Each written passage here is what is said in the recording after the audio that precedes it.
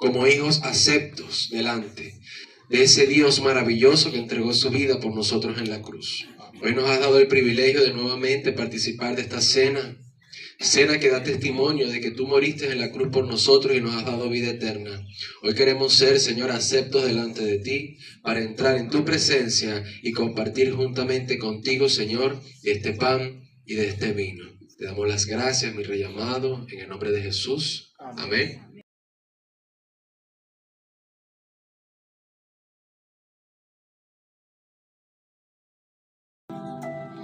Abusos en la cena del Señor. Bueno, vamos a leer ahí. Dice: pero al anunciaros esto que sigue, no os alabo. Escucha lo que dice el apóstol Pablo. No está alabando a la iglesia en Corintio. Porque no os congregáis para lo mejor, sino para lo peor. Pues en primer lugar, cuando se reúnen como iglesia, oigo que hay entre ustedes divisiones, y en parte lo creo, porque es preciso que entre ustedes haya disensiones, para que se hagan manifiestos entre ustedes los que son aprobados. Cuando pues se reúnen ustedes, esto no es comer la cena del Señor, porque al comer cada uno se adelanta a tomar su propia cena, y uno tiene hambre y el otro se embriaga. Pues, ¿qué? ¿No tienen casa en la que comáis o bebáis, o casa en la que coman y beban? ¿O menosprecian la iglesia de Dios y avergüenzan a los que no tienen nada? ¿Qué les diré? Los alabaré. En esto no los alabo. Vamos a ver esto antes de participar de la cena. Pasaba, si quieren se sienta un momento. Pasaba algo muy interesante en la iglesia de los Corintios. Y era que ellos se reunían a compartir la cena. Hoy en día hay ciertos lineamientos, ciertas normativas que se aplican dentro de la iglesia con el objetivo de mantener el orden al participar de la cena. ¿Ven? Pero escuchen, ¿cómo es que se debe hacer la cena? La cena del Señor se llama cena porque ¿qué se hace? No significa que lo tienen que hacer obligatoriamente de noche, sino que se sirve compartir una comida, y al comer esa comida, luego se comparte algo especial, que es el pan y el vino. Pero ¿qué pasaba en la cena del Señor? Según lo que acabo de leer ahorita, ¿qué hacía cada hermano en la iglesia? Cada quien se adelantaba, comía apurado, bebía. Recuérdense que comían y bebían vino, y el vino embriaga, ¿ok? O sea, se emborracha la gente. Entonces comían la glotonería, y bebían y se emborrachaban. Entonces Pablo les da a entender: ¿acaso vienen para acá porque tienen hambre? ¿O vienen a compartir? Para compartir, ¿qué se necesita? Se necesitan personas, ¿no? Y el deseo de estar juntos, unánimes, en un solo pensar y un solo sentir, en armonía, ¿no? Pero cuando cada quien se adelanta a hacer lo suyo por sí mismo, ¿qué da a entender? ¿Qué piensan ustedes? Si se prepara una torta para que comamos todos nosotros, y yo vengo y me pico un pedazo y le paso el dedo y le meto la lengua y me la como yo y la voy probando adelantado, ¿qué estoy dando a entender yo con eso? Si yo hago el almuerzo y preparo una mesa, y yo antes del almuerzo pico y como y muerdo la chuleta y muerdo el pollo y pico aquí, agarro allá y muerdo aquí y muerdo allá, ¿qué estoy dando a entender yo con esto? ¿Ah? No me importa el compartir. A mí me importa es que yo tengo hambre. Aquí hay una enseñanza en esto. El apóstol Pablo dice: el objetivo no es ese. No es que ustedes coman, no es que ustedes se disfruten la comida, no es que ustedes beban. ¿Cuál es el objetivo? Atención, ¿cuál es el objetivo? ¿Cuál es el objetivo? Para compartir, ¿qué se necesita? ¿Ah?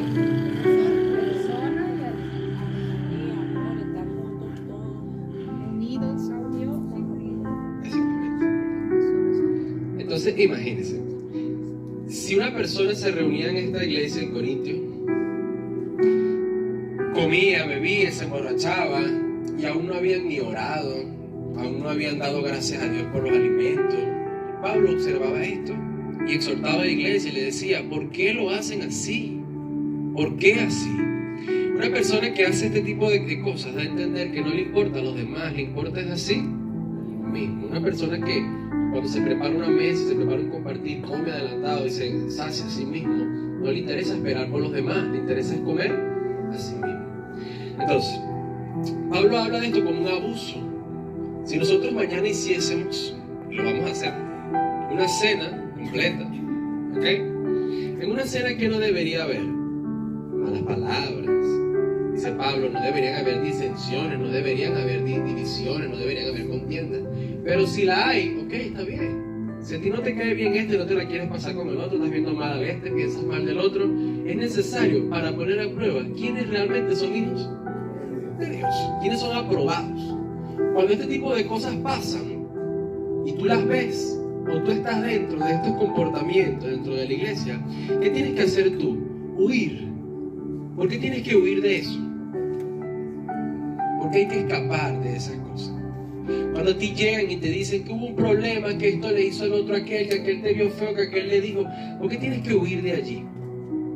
¿Qué provoca eso en tu vida? Bueno. ¿Ah? Donde hay división y contiendas, peleas, conflictos, chismes, debemos estar nosotros dentro de ese ambiente. Debemos huir de allí. Cuando usted vea ese ambiente, dice que el sabio ve el mal y ¿qué hace? Se aparta. Escapa, huye de ese lugar. Cuando hablo del lugar no hablo de sitio físico, sino de lo espiritual, ¿no? Entonces Pablo exhortaba esto a la iglesia y le decía, deben entender que si vamos a compartir la cena, debemos hacerlo como lo hizo el Señor. Él pasó el pan, cada quien partió y tomó un pedazo.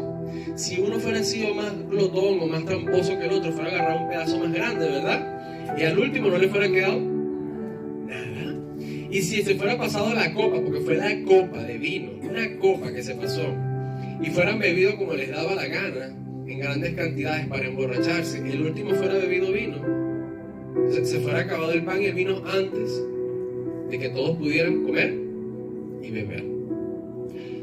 Por temas como este, hoy en día, en la modernidad, ¿no? En el 2026, se suelen hacer cosas diferentes para evitar que personas hagan esto, ¿no? Y cuidar el corazón de los demás. Entonces uno, por sabiduría, parte el pan y se lo entrega a ustedes partido, ¿cierto? Por sabiduría, de que si ustedes son sabios, si yo les pasase un pan a ustedes, y ustedes tienen las manos sucias, agarran el pan con las manos sucias, es antihigiénico, ¿no? Aunque Jesús enseña que no contamina lo que entra, mas no quiere decir que tenemos que ser unos cochinos, ¿verdad? ¿Sí o no? Ok, no contamina lo que entra. Entonces, ¿por qué no se lavan las manos? Porque no contamina lo que entra, sino lo que sale. Entonces, vamos a mantener las manos higiénicas.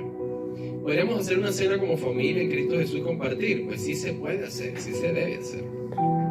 Ahorita lo vamos a hacer como se hace tradicionalmente, pasamos el pan, pasamos el vino, pero en la exhortación nos piden que estemos unánimes, en un solo pensar, un solo sentir. ¿Amén? ¿Amén? Okay. Vamos a ir pasando el pan, vamos a ir pasando el vino. Ahorita seguimos hablando de la palabra de Dios. ¿Qué es el vino? La sangre. Ok, que fue derramada por nosotros en el madero. ¿Por qué el pan se rompe? Se parte. ¿Para qué? Amén. ¿Por qué bebemos todos de un mismo, según la Biblia, de una misma copa? Porque aquí cada quien tiene un vaso diferente, ¿no? Pero ¿por qué bebían de una misma copa? ¿Ah? Pero fíjense, es como que yo le diga, van a beber del mismo vaso. Pueden haber 40 personas y todos bebemos del mismo vaso. Eso es lo que da a entender la Biblia. Todos bebimos de la misma copa. ¿Qué significa eso? Unión. Si tu hijo bebe en un vaso, ¿tú beberías del vaso de tu hijo? ¿Tú me responderías? Sí. Si tu mamá bebió en el vaso, ¿tú beberías en el vaso de tu mamá? ¿Tú me dirías? Pues sí. Pero si un hermano de la iglesia bebió en el vaso, ¿tú beberías en el vaso del hermano? Mucha gente me respondería, no. Porque si bebes en el vaso de tu hijo, bebes en el vaso de tu mamá, bebes en el vaso de tu esposa, en el vaso de tu hijo, comes con la cuchara que ellos comen, duermes en la cama que ellos duermen, compartes el agua, el lugar, la habitación, etc. Pero no lo puedes compartir con tus hermanos de la iglesia. ¿Ven o no ven la pregunta que les estoy haciendo? ¿Deberíamos o no deberíamos compartir como una familia? Entonces, ¿qué nos quiere decir beber de la misma copa? Que ya no somos desconocidos los unos de los otros. Somos una familia. Y así como tú eres capaz de beber del vaso de tu hijo, también deberías beber del vaso de tu hermano. ¿Captan? Claro, nosotros, por llevar las cosas, porque en todos lados se hace así, por comodidad, por facilidad, por evitar, se sirve a cada quien un vaso diferente. Pero pueden ver la enseñanza que se nos está dando en el vino. ¿Sí o no? Ok, a cada quien se le sirve un vino diferente o es el mismo vino. ¿Por qué será el mismo vino y no será vino diferente?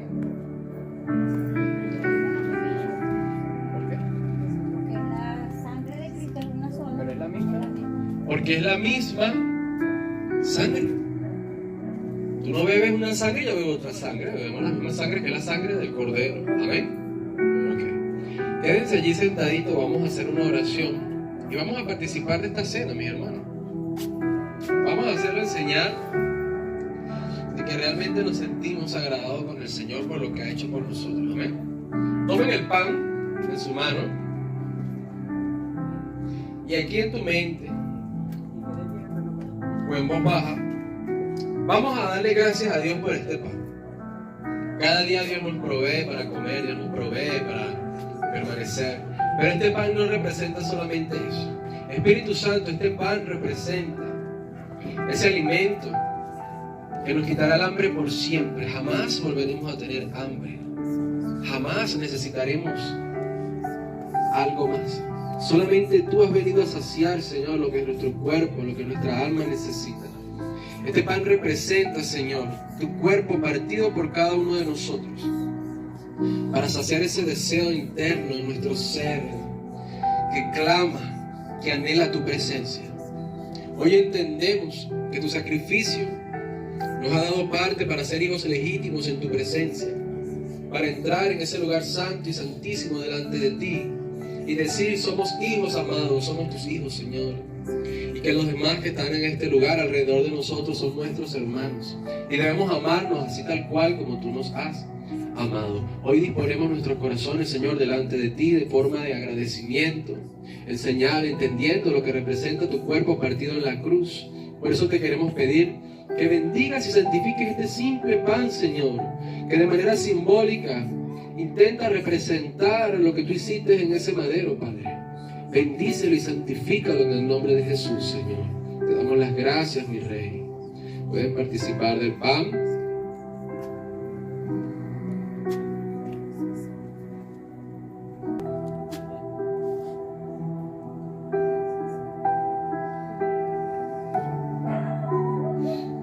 Ahora tomen el vaso que contiene el vino.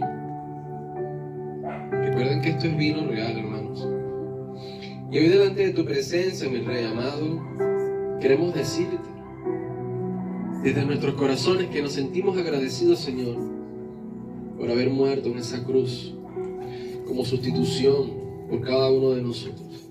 Derramar tu sangre, Padre, en el madero, dándonos a entender que éramos pecadores, pero que tu amor, que tu gracia, tu bondad es mucho más grande que cualquier pecado. Hoy queremos ser, Señor, delante de ti aceptos. Por eso te pedimos: límpianos con tu sangre. Lávanos, Señor, y déjanos entrar delante de tu presencia, mi Rey amado. Te damos las gracias, Espíritu Santo.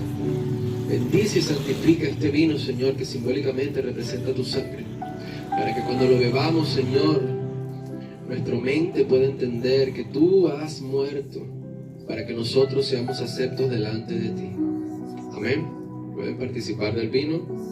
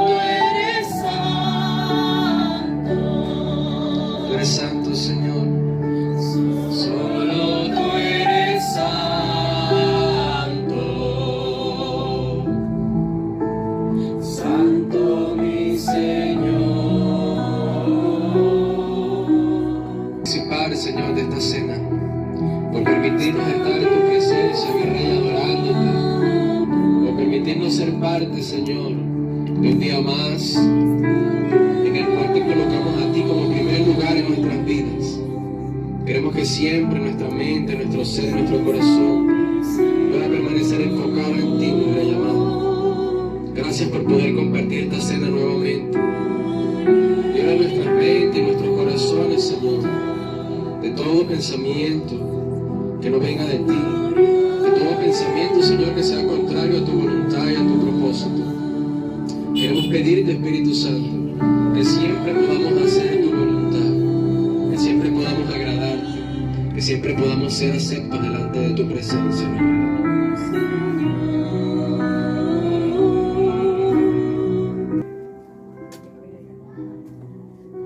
Bueno, según la palabra del Señor dice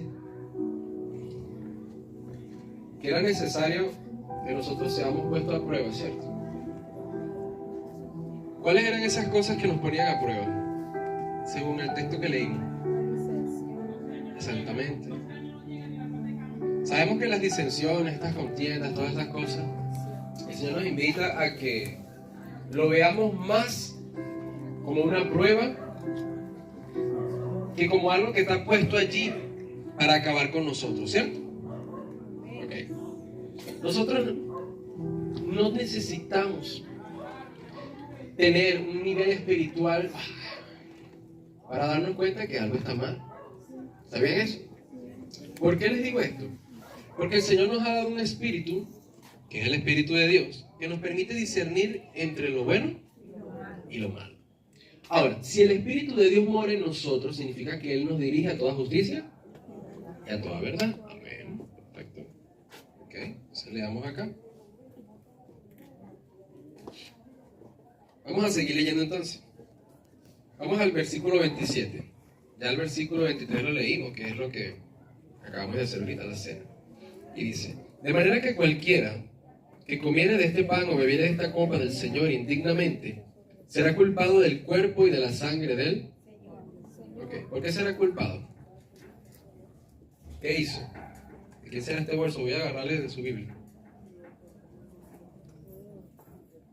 ¿Qué será lo que hizo esa persona? Lean allí, miren. De manera que cualquiera que comiere de este pan o bebiere de esta copa del Señor indignamente será culpado del cuerpo y de la sangre del Señor. ¿Qué hizo la persona? Indigna. Ok. O sea, nos está diciendo la palabra que debemos ser dignos de participar de la cena. Ok, perfecto. Dice en el versículo 28: por tanto, pruébese cada uno a sí mismo y coma así del pan y beba de la copa.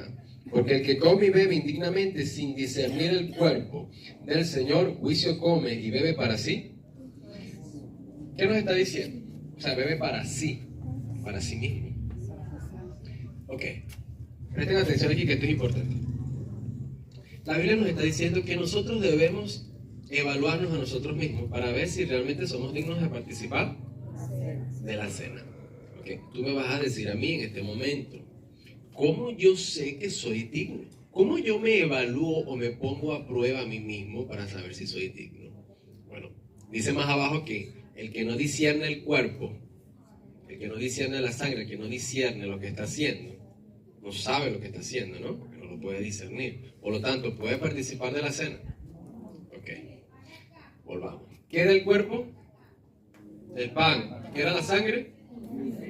¿Qué era el pan? El cuerpo. ¿Y qué era el vino? La sangre. Entonces, el cuerpo, ¿por qué se parte?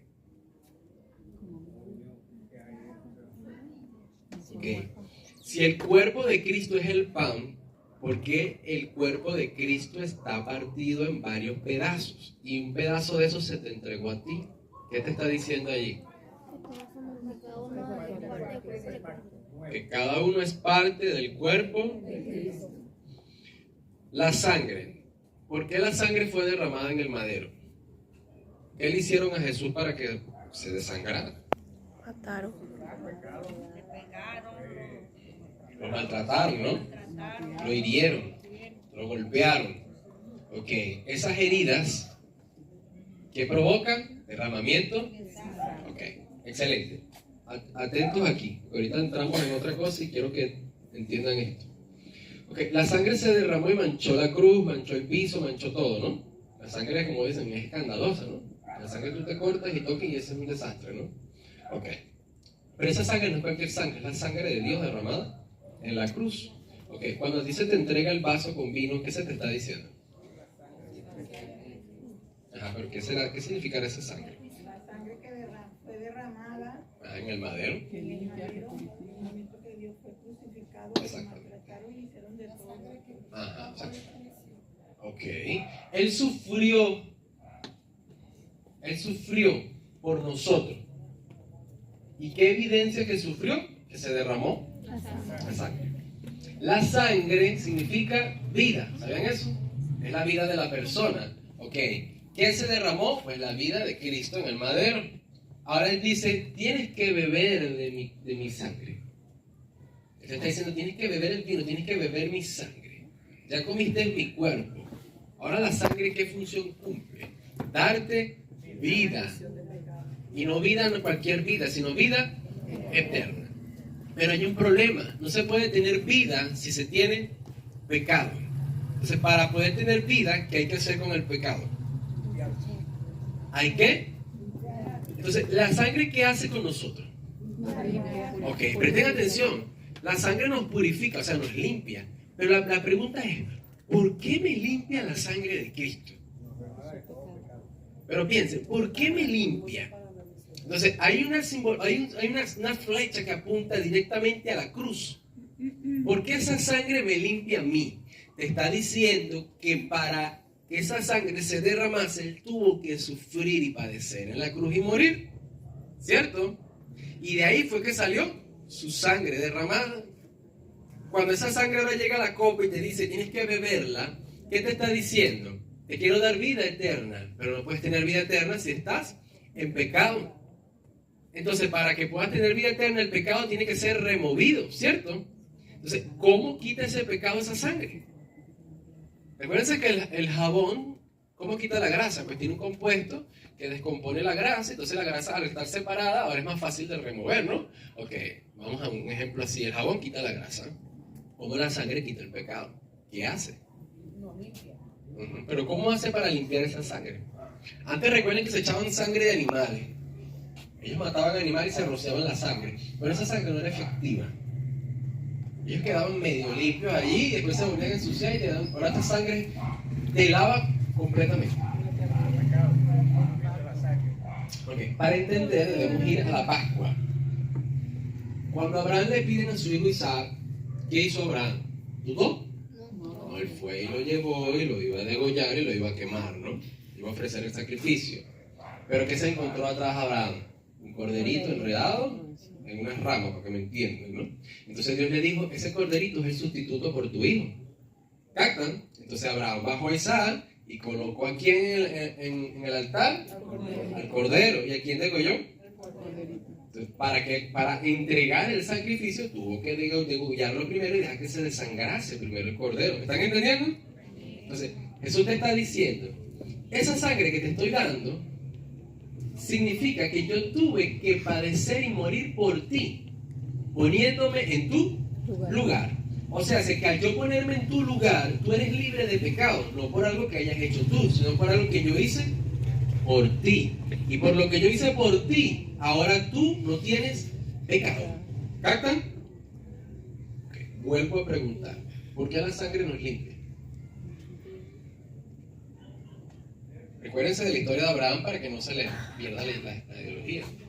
La sangre nos limpia porque Jesús se puso en nuestro lugar y murió por nosotros. O sea, la sangre significa ese sacrificio que se derramó, ese corderito desangrándose, es Jesús. Dándote a entender, mi sangre se derramó por ti. Al yo morir, tú no necesitas ahora morir. Okay. La sangre nos limpia ¿por qué? Porque Jesús entregó su vida por nosotros. Como sustituto para morir de una manera horrible en vez de morir nosotros. ¿Captan? Ok. ¿Y qué relación tiene el cuerpo y la sangre? Pues la sangre te está diciendo, yo morí en tu lugar y te limpié. Y el cuerpo nos está diciendo, ya no vives tú, ahora vivo yo en ti. Ahora que vive en ti no eres tú, ya tú te moriste, porque tú merecías morir. Ahora vivo yo en ti. Ok, entonces ¿Cristo vive en ti o no vive en ti? Amén. ¿Y vive en ti por qué? Porque te limpió de tus Pecados. por medio de su Sacrificio. o sea que la vida que tú tienes no es tu vida, sino la vida de Jesús. ¿Capto? Amén. Ok, vamos a entrar un poquito más profundo entonces. ¿Seguro que entendieron?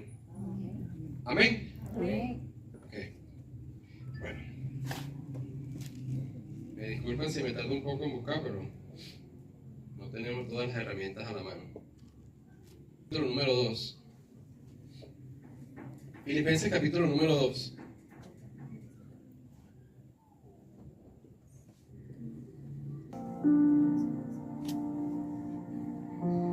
Subtítulo. Humillación y exaltación de Cristo. Amén. Por tanto, si hay alguna consolación en Cristo, si hay algún consuelo de amor, si hay alguna comunión del Espíritu, si hay algún afecto entrañable, si hay alguna misericordia, completen mi gozo, sintiendo teniendo el mismo Amor, unánimes, sintiendo una misma. goza, Nada hagan por contienda o por vanagloria, antes bien con humildad, estimando cada uno a los demás como superiores a él, mismo, no mirando cada uno por lo suyo, propio, sino cada cual también por lo de los. otros. Imagínense ustedes, parece que fue investigado la prédica, ¿eh? Tiene coincidencia, no investigué nada, hermano, son cosas de Dios.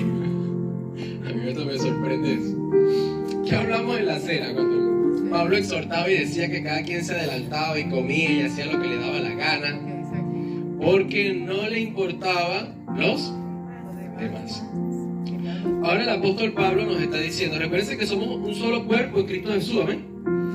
Amén. Amén. Entonces, Pablo dijo, miren, oye, entiendan, a veces hay disensiones, peleas, contiendas, conflictos, pero tienen que entender que eso es para poner a prueba si realmente ustedes son los escogidos o no lo son.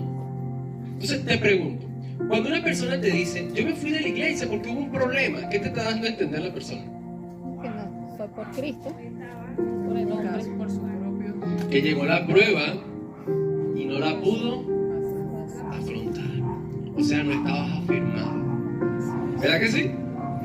Entonces, bueno, se fue a otra iglesia. No, de esa también salí porque pasó una cosa ahí. ¿Qué te está dando a entender? Que hubo una prueba que no pudo. El único motivo por el que tú deberías irte es porque estén predicando herejías. Porque estén predicando, enseñando o haciendo cosas que van en contra del evangelio. Que estén poniendo yeso y te digan tienes que adorar a José Gregorio Hernández. O estén matando animales y ofreciéndoselos a Satanás. O estén predicando cosas que vayan en contra de Cristo. Te digo, apártate de ese lugar porque a Dios no le agrada eso. Pero si en un lugar te están predicando el Señor, te están llevando por el camino y un chisme te apartó de la iglesia, una mala mirada te apartó de la iglesia, un problema con un hermano te apartó de la iglesia, ¿qué fue lo que pasó? ¿Fue la iglesia? ¿Fue el pastor? ¿Fue el lugar? Somos nosotros. ¿Sabían eso? Somos quienes nosotros. ¿Cuántas dificultades no pasaron las iglesias, los hermanos de la iglesia en Corinto? En Filipo, ¿cuántas iglesias no pasaron? ¿Cuántos problemas no tuvieron ellos en las primeras iglesias? Muchos. Y Pablo aquí les recuerda, si les queda algo todavía en el corazón de recordar y entender que somos una misma familia, no se consideran ustedes como más importantes, no se pongan ustedes como primero, porque eso no es humildad. ¿Cómo se llama eso? Altivez. Sino que consideren más importante a los demás. Okay. ¿Qué es un pastor? Un pastor es un servidor. ¿Ustedes creen que un pastor es una persona que está puesta allí para que ustedes me sirvan a mí? Si la Biblia enseña que el pastor está puesto para servir a las ovejas, es al contrario. Dice que la gente lo ha entendido mal. Piensa que porque ahora eres pastor, ahora todos tienen que servirme a mí, todos tienen que hacer y yo nada más miro, observo, como que si fuera jefe de un negocio, ¿verdad? Pero ¿qué dijo Jesús? Yo no vine a ser servido. ¿Qué vino a hacer Jesús? A servir. ¿Por qué Jesús le lavó los pies a los discípulos?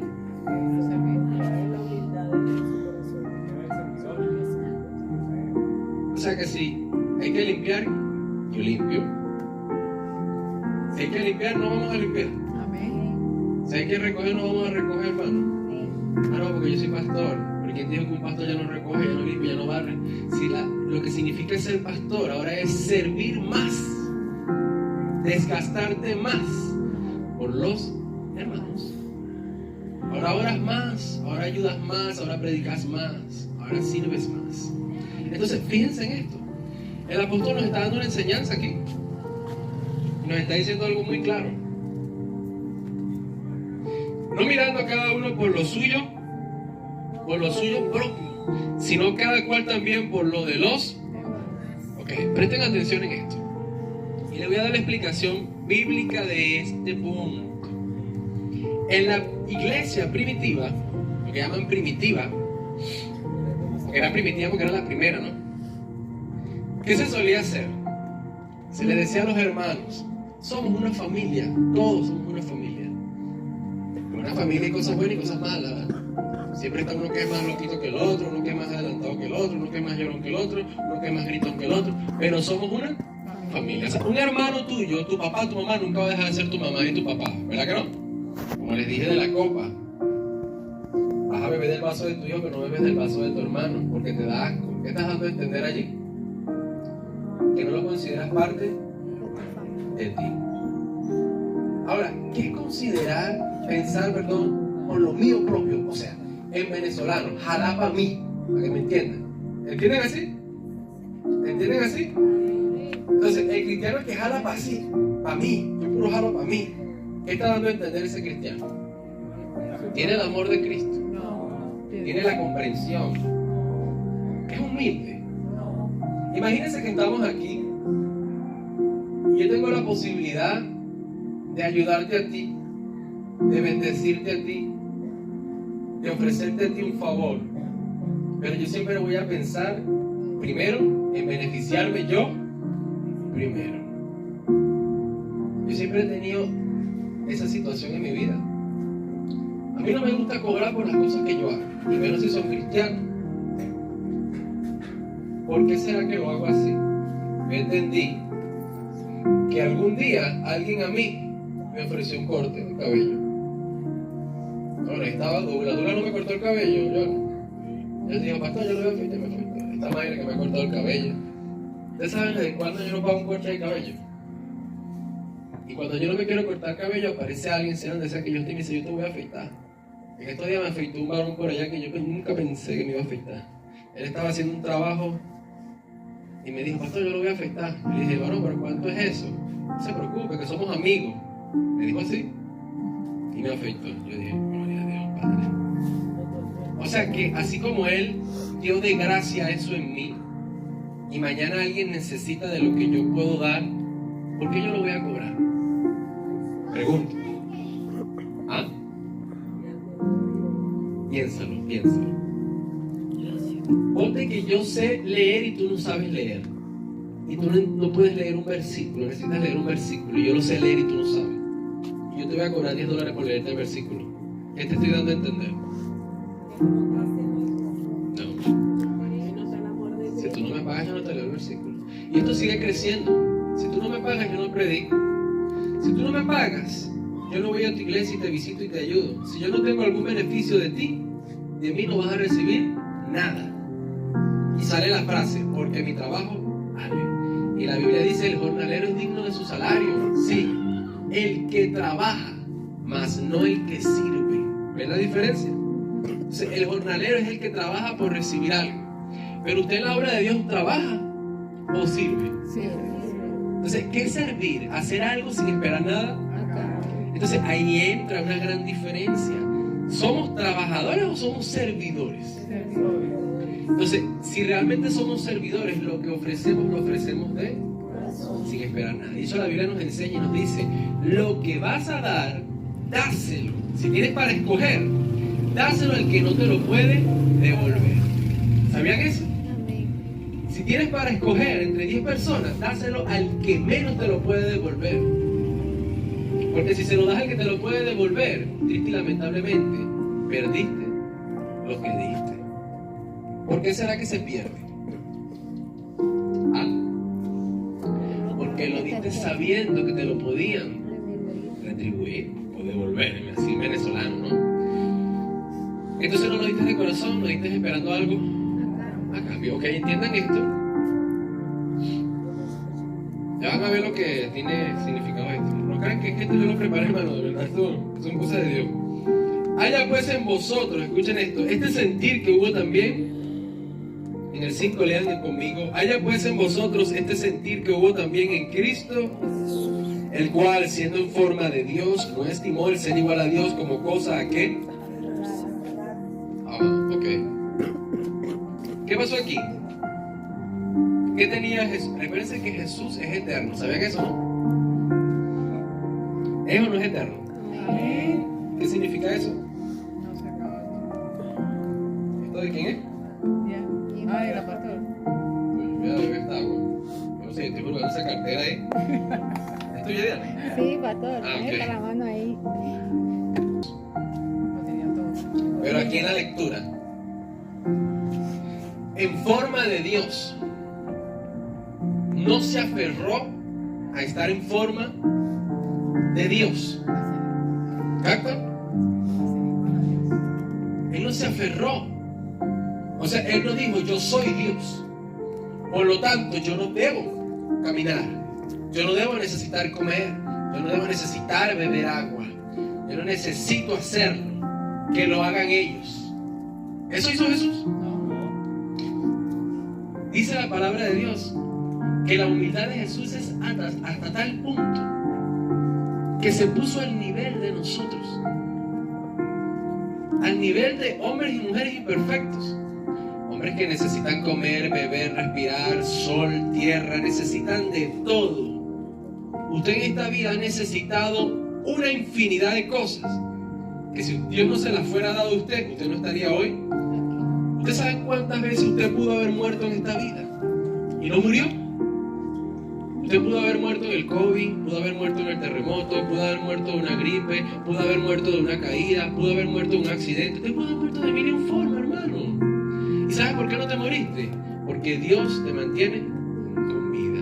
O sea, que de una simple tos, de un simple dolor, de una simple cosa pequeña, nuestra vida puede desvanecerse. Pero no se ha desvanecido porque Dios ha decidido mantenerla encendida. ¿Verdad? O sea que necesitamos o no necesitamos del sustento de Dios. Amén. Y fíjense cuando la palabra que uso, sustento. Porque sustento hablan de dinero nada más. El sustento es en todo. Entonces, ¿Dios te ha faltado el aire para respirar algún día? ¿Te ha faltado el sol algún día? ¿Te ha faltado dónde dormir? ¿Te ha faltado qué comer? Tú dices, sí, me faltó que comer. Si te fuera faltado que comer, tú hubieras muerto, porque el que no come se muere después de un cierto tiempo de desnutrición, ¿verdad que sí? Entonces, ¿te ha faltado o no te ha faltado? Yo pienso que no, porque al que realmente le falta que comer, ¿qué pasa?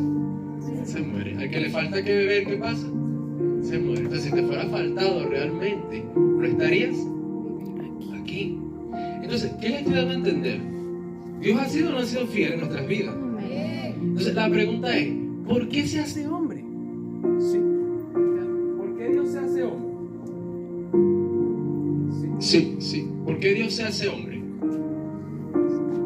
Es una pregunta que parece sencilla, ¿no? Lo leímos ahorita con la cena del Señor. ¿Por qué Dios se hace hombre? ¿Para qué? Recuerden, ¿para qué era el vino? ¿Para qué era el cuerpo? ¿Para qué? Para, no sé quién está hablando, pero para morir por nosotros en la cruz. Amén.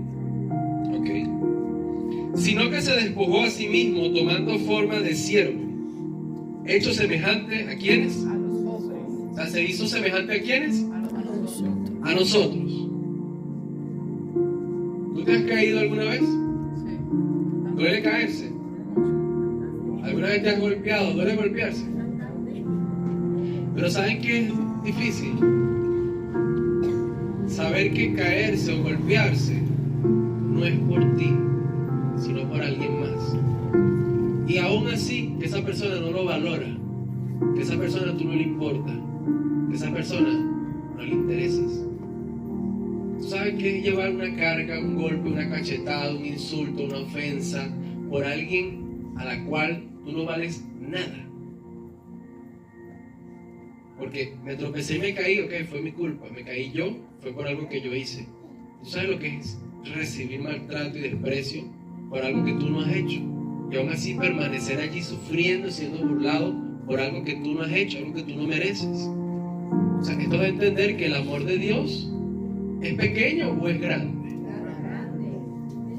Es inmenso, es inagotable. Entonces, te pregunto, mira la pregunta.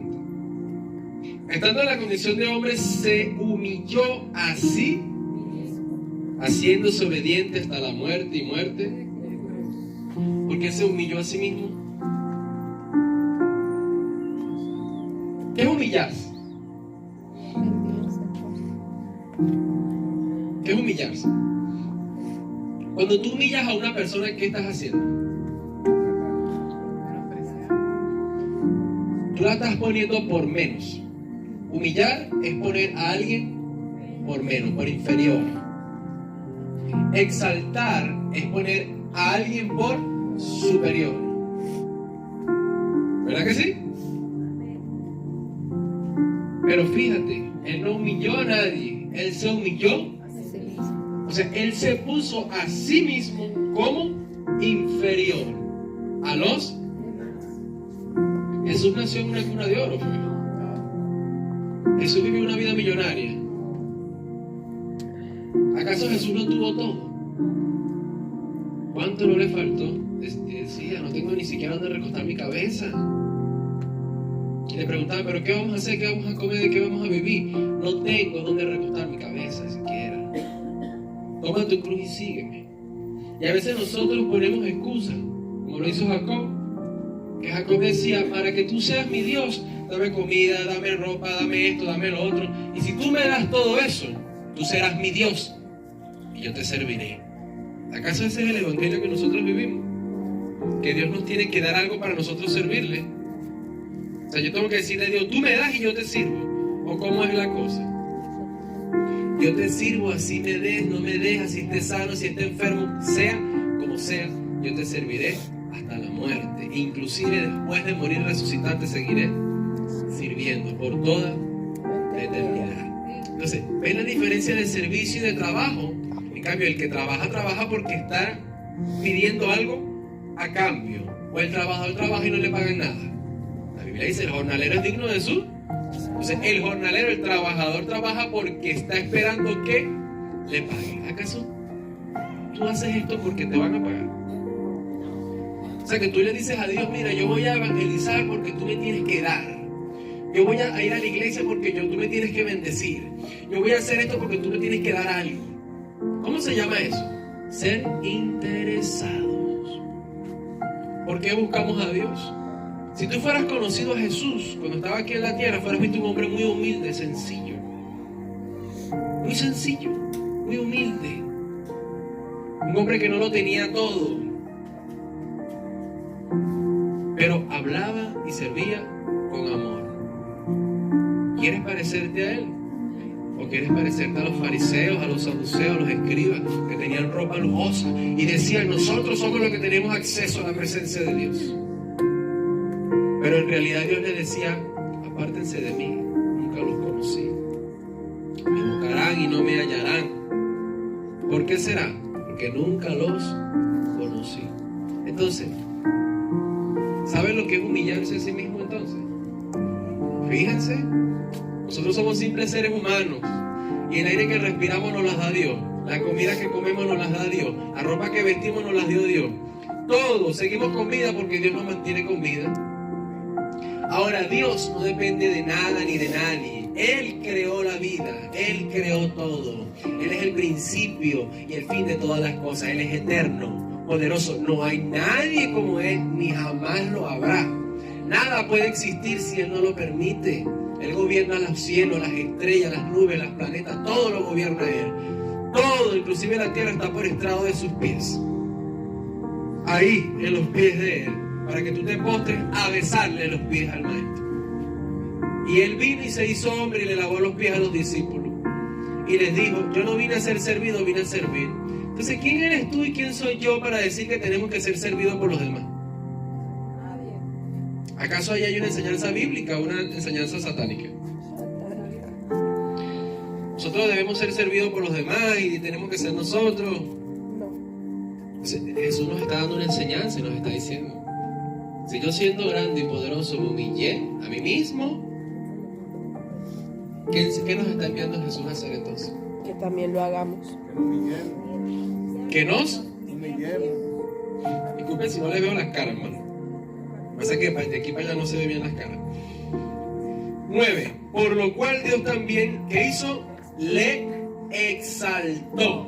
¿Recuerdan lo que era humillar y lo que era exaltar? Humillar es poner por inferior, por menor. Y exaltar, poner por alto, ¿no? Humillar por debajo y exaltar por alto. Entonces, si Él se humilló a sí mismo y se hizo más pequeño, más inferior, se hizo inferior. Más inferior no sería. Se hizo inferior. ¿Por qué Dios en cambio lo levantó y lo exaltó? Esa es la pregunta. Porque si yo me hago pequeño, ¿por qué Dios me hace grande?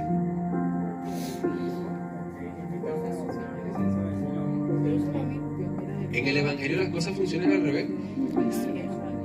Y los sabios se rascan la cabeza y dicen, ¿cómo es esto?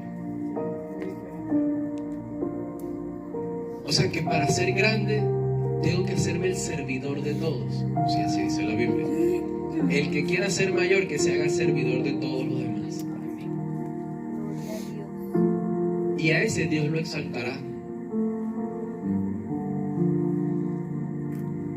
Entonces la enseñanza en que radica: no quieras ser grande, no quieras ser visto, no quieras ser importante, no quieras ser el primero. Aprende a hacerte siempre el último y verás como Dios a ti te exalta. Y esa exaltación, cuando Dios te levante y te exalte, no te va a afectar, porque una persona que no es humilde, al exaltarla, al premiarla, al darle algo, se pervierte, se corrompe. ¿Saben por qué? Porque su corazón no está apto. Si usted ha visto a alguna persona que es pobre y que pasa necesidad, y usted dice, esito, pobrecito, ¿por qué pasan estas cosas? No se meta, que por algo Dios lo está pasando por allí. Yo he visto a más de uno pasando necesidad, y he ido yo mismo a ayudarlo y a darle algo, y me dice, yo no como eso. ¡Wow! No tienes ropa, no tienes casa, no tienes nada, se te está ofreciendo algo y lo sacudes y lo dices que tú no comes eso. Llegan personas pasando necesidad y te dicen, ¿me puedes dar algo? Yo digo, bueno, te puedo dar esto, nada más me vas a dar eso, yo quiero 2, quiero 3, quiero 4. ¿Qué te está dando a entender esa persona? ¿Por qué está pasando lo que está pasando? Porque su corazón no está apto para recibir, para ser premiado, para ser exaltado. No puede ser. Por eso Dios lo mantiene humillado. O sea, sé que esa persona está siendo humillada. ¿Por qué? Porque Él a sí mismo se exalta. ¿Captan o no captan? Amén. Y se los digo yo, hermano. Uno en este camino, como pastor, aprende muchas cosas. Lo primero que aprendí es que no todo el mundo quiere ser ayudado y no todo el mundo sabe dejarse ayudar. Entonces, ahora pregunto. Si yo te preguntara por un ejemplo de alguien que se humilló, que no fuera Cristo y Dios lo exaltó, ¿quién sería? Job.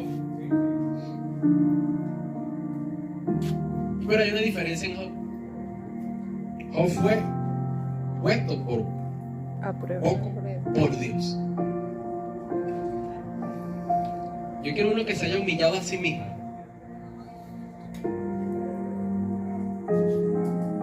Piensa.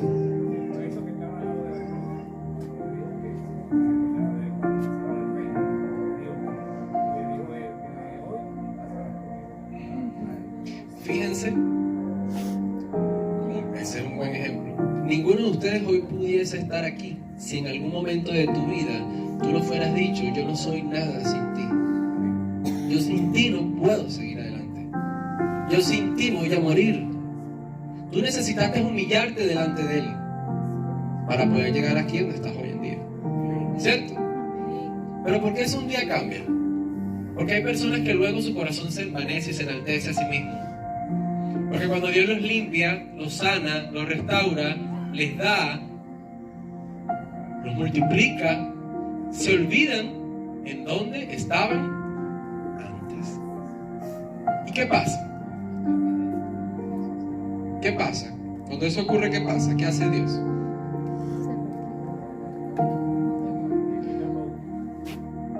¿Cuántas veces Israel fue introducido por Dios en Israel, no? O el pueblo de Israel fue introducido en el país, su país, Israel, en Canaán. ¿Y cuántas veces no salieron exiliados, esclavizados de allí? Bastante. ¿Por qué? Por la altivez, por la arrogancia. Luego que lo tenían todo, se olvidaban y le decían a Dios: fuera de aquí. Entonces, el amor que sentían por Dios era genuino, solamente era un interés. Vamos al final. Por lo cual Dios también le exaltó hasta lo sumo y le dio un nombre que es sobre todo, para que en el nombre de Jesús, que pase, se doble toda de los que están en los cielos y en la tierra y debajo en el infierno. Y toda lengua confiese, que es una lengua, cuando habla de lengua confiese que todo el mundo, sea el idioma que hable, así sea este idioma indígena, así sea mudo, lo que sea, va a confesar ¿qué cosa? Que Jesucristo es el Señor. Para la gloria de Dios. ¿Qué significa que Jesucristo es el Señor? Es el que gobierna, el que tiene el poderío. Que Jesucristo es Dios. Entonces, Él se humilló a sí mismo, porque recuérdense que antes estaba en forma de Dios. Entonces, Dios se humilló. Él dijo: yo soy Dios, estoy por lo más alto. Ahora yo voy a mí mismo despojarme de mi condición de Dios, de fuerte y de poderoso, y me hago débil y frágil como un hombre semejante a ellos. Y estando allí, se humilló aún más hasta la muerte y muerte de cruz. Y luego Dios Padre lo exaltó hasta lo más sumo y le dio un nombre, para que en el nombre de Jesús se doble toda rodilla. Quiero entender esto, que como Él se humilló aún delante de los seres humanos, aún delante de los malvados y de los perversos, ahora todo el mundo tiene que doblar rodilla delante. ¿Qué nos da a entender esto entonces? Fíjate, si Él mismo se hizo así, ¿quiénes somos nosotros para sentirnos grandes? ¿Quiénes somos nosotros para sentirnos importantes? ¿Quiénes somos nosotros para sentirnos que podemos hacer algo, que tenemos algo? ¿Eso está correcto o está errado? El pensar que me tienen que servir. Ahora yo mando, ahora yo doy órdenes. Eso no es de Dios, mi hermano. Porque un pastor no está puesto para eso. Un pastor no está puesto para eso. Un pastor no se enseñorea de las ovejas. ¿Sabían eso? Un pastor no se enseñorea de las ovejas. Un pastor sirve, cuida, atiende, ama a las ovejas del Señor. Entonces, a la final, ¿qué es un pastor? Servidor. Un servidor, un esclavo de Cristo. Amén. Que trabaja o que sirve. Que trabaja o que sirve. Que sirve. Que sirve. Sin cansarse, sin quejarse, sin esperar nada a cambio, sin reclamar nada. Él lo hace porque ha entendido que no es nada ni nadie sin Él. Pero lo que más mueve a un verdadero servidor es algo que brota desde aquí adentro, que se llama amor. Porque cuando un hijo ama a su padre, lo obedece. ¿Ustedes sabían eso? Cuando tu hijo te obedece, te está diciendo: te amo. Pero cuando tu hijo te desobedece, te está diciendo: yo a ti no te amo. ¿Ustedes nunca se han puesto a analizar eso? Mi hijo me ama, pero te desobedece, te miente, te oculta cosas, te hace creer una cosa que no es. ¿Ese hijo te ama? ¿Por qué no te ama? Porque no nos has enseñado a amar. ¿Cómo Dios nos enseña a amar a nosotros? Vamos a cerrar.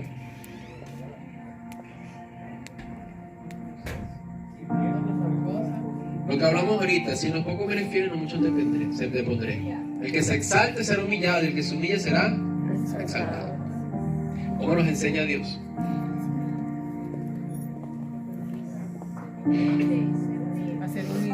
Mientras más nos engrandecemos, ¿qué hace Dios? Más nos pone por el piso. ¿Cómo así Dios hace eso? No, lea la Biblia si no me creen. Eso es básico, eso es teología básica, hermano. Ay, pero es que yo quiero ser visto, yo no puedo hacer esto, yo no puedo ser. ¿Qué hace Dios en esos casos? Humíllate, humíllate. ¿Saben quién era fuerte? Yo. ¿Saben qué me dijo Dios? Humíllate, humíllate, inclínate delante de mí, humíllate. Y desde ese día yo no me quería parar de allí. No sé si me entienden lo que les digo. Mi corazón sigue postrado delante de la presencia, humillado delante de Él. Yo entiendo que Él es grande y poderoso y que yo no soy nada. Dios a mí me hizo entender la verdad. Y yo de allí no quiero salir. Hermanos, cuando yo empecé en el ministerio no había nadie. No conocía a nadie. No sabía nada. Yo sentía miedo. ¿Saben qué me dijo Dios? Me dijo: no te voy a dejar solo, siempre voy a estar contigo. Y yo orando allí tenía temor, porque por lo menos ustedes tienen a alguien que los oriente, alguien que les explique, alguien que los guíe, alguien que los aconseje. Pueden buscar algún lugar por donde buscar una ayuda. ¿A dónde iba yo? A ningún lado. Nada más tenía a Dios. Me dijo: yo soy el que va a estar contigo siempre. Allá en el cuarto llorando, en ese cuarto de atrás, estaba arrodillado llorando y diciéndole a Dios lo que sentía humanamente en mí. Él me respondió por medio de mi propia boca y me dijo: solo confía. Me lo repitió como 3 veces y me lo repitió regañado. Me regañó prácticamente fuerte. Desde ese día me levanté y dije: voy a confiar, no voy a seguir dudando. Hay que predicar, voy a predicar. Hay que orar, voy a orar. Hay que hacer, voy a hacer. ¿Y ustedes creen que Dios me ha desamparado? Hermano, nunca me ha dejado solo. Miren, yo me he visto metido en cuevas de lobo, en cosas horribles, en problemones y cosas. Y Dios siempre me ha librado de eso. ¿Saben por qué? Porque Él nunca me ha desamparado. Entonces, tú no me vas a decir a mí que Dios a ti te desampara. O sea, si yo soy testigo de cómo Dios obra en mi vida, ¿cómo tú me vas a decir a mí que Dios te desampara? Dios no me desampara. Entonces a ti tampoco te da. O sea, el problema es que no confías en Él. No crees que Él está allí. Y buscamos las soluciones por nuestros propios medios. Amén. Ok, vamos a cerrar esto entonces. Miren. Cuando Dios me llamó a mí y me dijo lo que Él quería que yo hiciera, yo lo veía como algo muy lejano. Decía eso, algo muy lejano. De hecho, ahorita estoy aquí y veo hacia el fondo y los veo a ustedes aquí, que no les veo ni las caras. Y yo me recuerdo cuando yo estaba solo con la pastora. Y aquí había una matica. Y ella me decía: vamos a tomarnos una foto. Y no, aquí no tomamos una foto. Aquí no había nadie, hermano. No estaba nadie. Y hoy en día yo los veo a ustedes aquí. A mí me invitan a predicar a un sitio. Yo voy a un lugar y veo a la gente. Y yo digo: esto fue lo que tú me dijiste, Señor, que ibas a hacer. ¿Cómo yo soy capaz de llegar a pensar que todo esto se ha hecho por mí? Eso tendría sentido, mi hermano. ¿Acaso yo he hecho algo? ¿Acaso cuando tú oras yo te aparezco a ti en la noche y te respondo las oraciones? ¿Acaso cuando tú tienes un problema yo me aparezco y te soluciono los problemas? Yo soy el que ha estado siempre allí contigo. O sea que así como Dios ha estado allí, ha estado aquí. ¿Se fijan o no se fijan? ¿Qué te estoy dando a entender entonces? Todos somos siervos del Señor. Y así como tú necesitas, yo necesito. Y así como tú sufres, yo sufro. Y así como tú vives situaciones, yo las vivo también. Nadie está exento de eso, ¿o sí? Entonces, ¿somos o no somos frágiles? Entonces, es el entender, hermano, jamás se te puede borrar de la cabeza que Dios nos sacó de lo más vil y menospreciado. ¿Para humillar a quiénes? A los grandes, a los sabios, a los que se sienten poderosos. Pero si ahora tú te sientes poderoso, te sientes grande, te sientes entendido y te sientes capaz de hacerlo, ¿quién va a ser humillado ahora? ¿Tú? ¿Entiendes o no entiendes? ¿Entiendes o no entiendes? Amén. Ok. Voy a hacer entonces la pregunta. Espero que puedan responderla. Claro, no es obligado que me la respondan, pero quisiera que me la puedan responder. Esas las podía haber hecho al principio, pero... ¿Dónde se ve el crecimiento, la madurez espiritual entonces del cristiano? Su comportamiento. ¿En la qué? La humildad que hay en él. Se fíjate, Jesús se hizo hombre y cada vez se humilló más y más y más y más. Pablo, ¿qué hizo en su ministerio? Cada vez se humilló más y más y más. Y un día él se le metió el chilo y le dijo a Dios, quítame este aguijón. ¿Para qué era el aguijón? Para mantenerlo humilde, para mantenerlo tranquilo, para que Pablo no se enalteciera.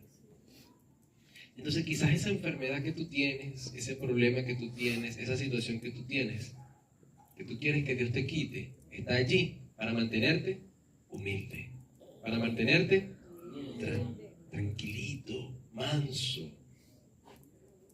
¿Sabes cuántas personas yo he visto llorando y clamando a Dios y después que son sanas se van?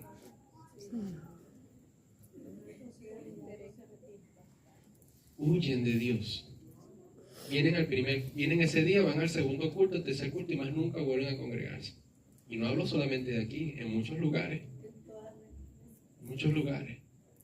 Y después viven su vida como les da la gana. Dios les dio salud y ahora beben, fuman, se drogan, se trasnochan, comen como les da la gana. Luego que Dios les dio un milagro y los sanó de la enfermedad. ¿Verdad que sí? Sí. ¿Valoran lo que Dios les dio? No. Ahora te pregunto a ti, ¿Dios ha hecho a ti un milagro? Amén. Yo pienso que en mi vida Dios hizo un milagro inmenso, sacarme donde yo estaba y abrirme los ojos. ¿Voy a volver yo donde estaba anteriormente? ¿Vas a volver tú? No, porque tú entendiste que tu crecimiento viene en cada vez humillarte más, hacerte cada vez el inferior, el menor, el más pequeño, el no querer ser grande y visto, sino el siempre querer ser el servidor de los demás. Y Dios va a decidir ponerte en grande, pero si tú piensas, yo voy a servir para que Dios me exalte, estás equivocado. Piensa, yo simplemente voy a servir porque eso es lo que quiero en mi corazón. Y si Dios te exalta, amén. ¿Entendieron? Amén. Ok.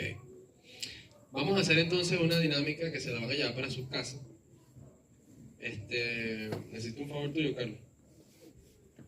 Tenemos que tratar de mantenernos humildes, ¿sí? Vamos a orar como los niñitos pequeños. Peguen los piecitos, párense derechito, como unos niños pequeños, como unos bebés. Vamos a levantar nuestra mano derecha. Baje el rostro, baje su cabeza. Y vamos a repetir así. Señor Jesús. Señor Jesús. Repitamos todos. Señor Jesús. Señor Jesús. En esta noche En esta noche. te damos las gracias Gracias. por un día más, Un día más. por el aire que respiro, Por el aire que respiro. por mi familia, por el pan de cada día y por permitirme conocerte.